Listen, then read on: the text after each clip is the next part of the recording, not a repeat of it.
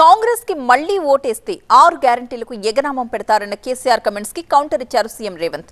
మా బలం బలగం ఆడబిడ్డలేనని, వాళ్ల అండతో కాంగ్రెస్ 14 సీట్లు గెలుస్తుందని ఆశాభావాన్ని వ్యక్తం చేశారు.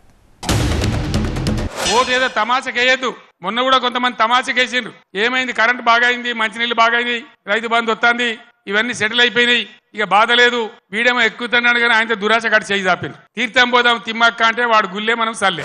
కాంగ్రెస్ పార్టీ అంటే ఇందిరమ్మ, కాంగ్రెస్ పార్టీ అంటే సోనియమ్మ, కాంగ్రెస్ పార్టీ అంటే ప్రియాంక గాంధీ. మరి ఇవాళ కాంగ్రెస్ పార్టీని నడుపుతున్నదే మహిళా శక్తి. మన నాయకురాళ్ళు ఒక మహిళా నాయకత్వంలో మేము పని చేస్తున్నాము అంటే మేము గర్వంగా గొప్పగా చెప్పుకుంటున్నాం. ఆడబిడ్డలు ఎట్లున్నారని అడగలే, మహాలక్ష్మి గ్రూపుల పరిస్థితి చూడలే, మీకు పావులా వడ్డీ ఇయ్యలేదు, సున్నాకు వడ్డీ గురించి మాట్లాడలేదు, మీ సంఘాలను దివాలా దీపించి మీ ఉసురు తలిగింది కాబట్టే ఇవాళ ఉద్యోగం ఊడిపోయి ఫామ్ హౌస్లో వండుకున్నాడు.